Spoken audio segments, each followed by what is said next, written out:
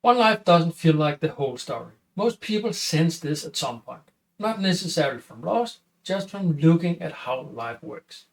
Your arrive already formed. Your temperament, your fears, the particular way you notice things. These came with you. You didn't choose them. Which raises a question most people don't ask. Where from? And then there's the other end of life. A life spent building something: relationships, understanding, the capacity to love without needing anything back. And then it just stops. If that's it, the development and life went nowhere. The person who spent 80 years becoming wiser, kinder, more patient, and gained talent, that accumulation simply ends. The sense that one life isn't a complete picture shows up in more than one place. Look at how differently lives begin. Some people are born into conditions that will make almost everything harder before they've done anything to earn it. Others arrive into ease and opportunities they didn't choose either. If this one life is all there is and all there ever was, that starting difference is simply a lottery, random and unexplained. Or look at the experience of meeting someone for the first time and feeling without any reason that you already know them, or arriving somewhere you have never been and recognizing it. These moments are easy to dismiss, but they are common enough that most people have had at least one of them. The most honest conventional answer to all of this is one life, then nothing. Consciousness is what the brain does. When the brain stops, that stops. This is a serious position. It doesn't promise more than it can demonstrate, and that is worth respecting. But it leaves the development that happens in a life without destination. The slow, difficult work of becoming more capable of love, getting talent, more capable of seeing things clearly, it accumulates in a life and then disappears. And the difference in how life begin remain, on this account, simply unfair. No logic behind them. But it leaves the development that happens in a life without destination. The slow, difficult work of becoming more capable of love, gaining talent, more capable of seeing things clearly, it accumulates over a life and then it disappears. And the difference in how life began remain, on this account, simply unfair. No logic behind our life. Religious answers offer continuity. Something persists, something is accounted for. But they ask you to accept that without the reasoning. The picture is given without the map, without the explanation, without you being able to check anything. What the Danish thinker Martinus offers is the map or the overview of what is going on and what life is all about. We start with what persists in life. In the previous video, we looked at what a living being actually is.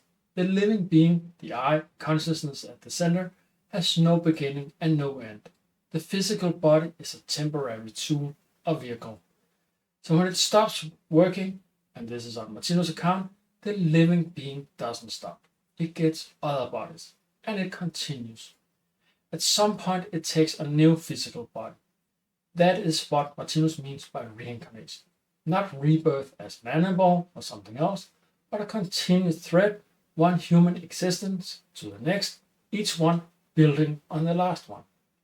The obvious complication: we don't remember previous life. If development is accumulating across them, why don't we carry the memory forward? Martinus answers that development accumulates as talent and capacity. Think of what carries your developed abilities, the part of you that doesn't forget what you have generally learned, even when you can't recall learning it. You don't remember learning to walk as a child, not you. But the ability is there.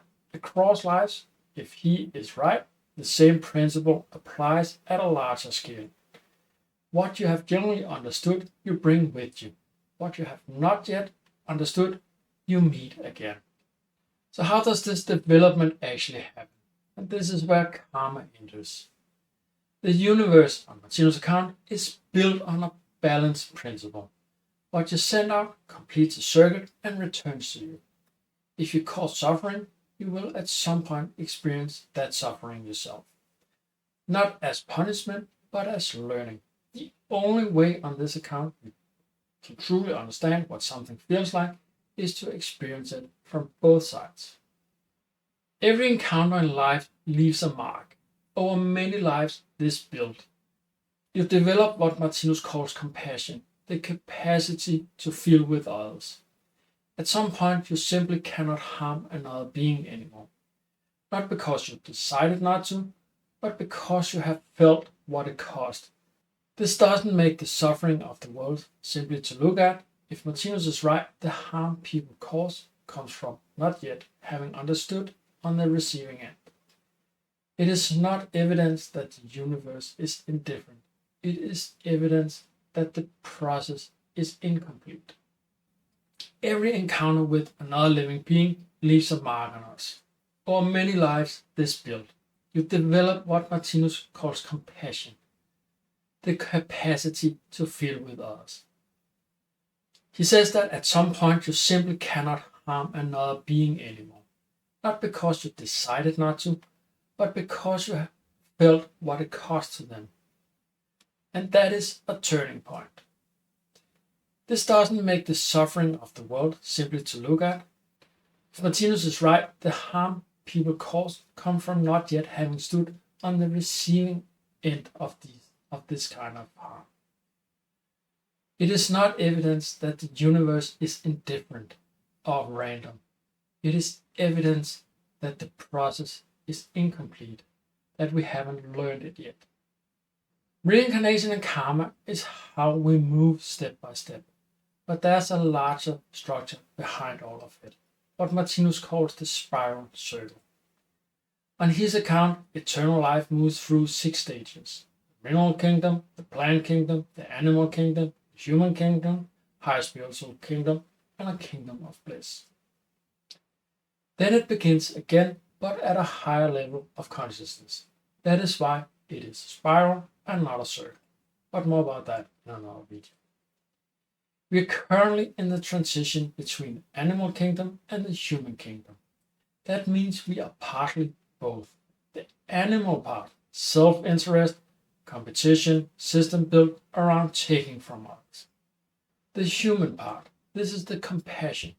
This is taking care of people and other living beings beyond our immediate group. It is also seen in science and in art. Both are visible everywhere. The compassion becomes more and more apparent in our world today. The world looks unfinished because, on this account, it is kind of unfinished.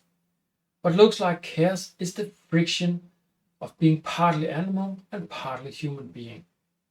Learning what we can only learn by living through it.